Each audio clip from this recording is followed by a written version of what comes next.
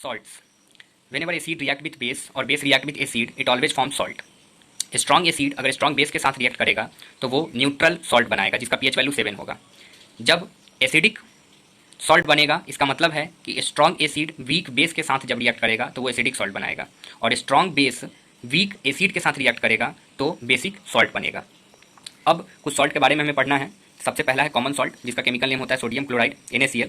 NaCl formed by combination of hydrochloric acid and sodium hydroxide solution. It is a salt that we use in our food, making of food. जो सी water होते हैं उस सी water में बहुत सारे salt dissolve होते हैं, उसमें से बहुत सारे लार्ज स्केल में हम सी वाटर से सेपरेट करते हैं अलग अलग सॉल्ट को, और उसमें से NaCl को हम निकालते हैं। कुछ ऐसे सॉल्ट होते हैं जो रॉक्स में भी पाए जाते हैं। Beds of rock salt were formed when sea of Bayon is dried up and rock salt is mined like a coal. जिस तरीके से कोयला को हम माइन करते हैं ठीक उसी तरीके से रॉक सॉल्ट को भी हम करते हैं। कॉमन सॉल्ट जो है वो काफ़ी इंपॉर्टेंट है हमारे डेली लाइफ में, ठीक है। अब हम और भी सारे कुछ सॉल्ट्स के बारे में पढ़ेंगे जैसे sodium hydroxide, baking soda, washing soda, bleaching powder, plaster of Paris, extra.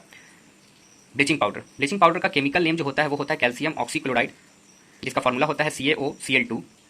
When ever CaOH whole twice react with chlorine it form bleaching powder CaOCl2 plus H2O। Bleaching powder का यूज देखते हैं textile industry में होता है, साथ ही साथ washed cloth in laundry में होता है, साथ ही साथ ये जो इन्फेक्टेड वाटर होते हैं उसको फ्री ऑफ जम करने के लिए यूज किया जाता है। ये जम को डिस्ट्रॉय करते हैं क्योंकि इसमें क्लोरीन पाया जाता है। It is use as oxidized agent in many chemical industry. साथ ही साथ ये केमिकल इंडस्ट्रीज में भी इसका यूज किया जाता है। अब है कॉस्टिक सोडा जिसका केमिकल नेम होता है sodium hydroxide NaOH। NaCl sodium chloride react with water. जब हम NaCl और H2O को इलेक्ट्रिसिटी यानी कि इलेक्ट्रिक करंट पास कराते हैं इन दोनों में तो हमें सोडियम हाइड्रोक्साइड ऑब्टेन होता है। साथ ही साथ क्लोरीन भी होता है और हाइड्रोजन गैस भी होता है। फिर ध्यान दीजिएगा सोडियम क्लोराइड और वाटर के सॉल्यूशन में जब इलेक्ट्रिसिटी पास कराते हैं तो हमें NaOH जो है सोडियम हाइड्रोक्साइड ये हमें ऑब्टेन होता है, ठीक है। When electricity pass through an aqueous solution of sodium chloride decompose form of sodium hydroxide, ठीक है। इस प्रोसेस को हम क्लोरो अल्कली प्रोसेस भी बोलते हैं क्योंकि इसमें क्लोरीन और सोडियम हाइड्रोक्साइड ऑब्टेन होता है, ठीक है। अब है बेकिंग सोडा जिसको हम सोडियम हाइड्रोजन कार्बोनेट या सोडियम बाइकार्बोनेट बोलते हैं। इसका केमिकल फार्मूला NaHCO3 होता है।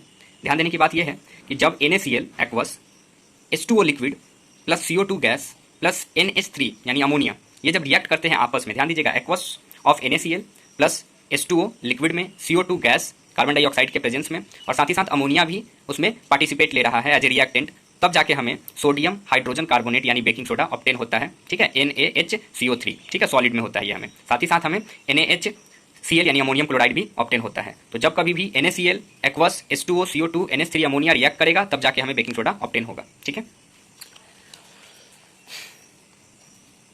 अब ध्यान दीजिए, अगर हम इस सोडियम हाइड्रोजन कार्बोनेट यानी बेकिंग सोडा को हीट करेंगे तो सोडियम कार्बोनेट, H2O और CO2 ऑब्टेन होगा, ठीक है। चलिए इसका यूजेस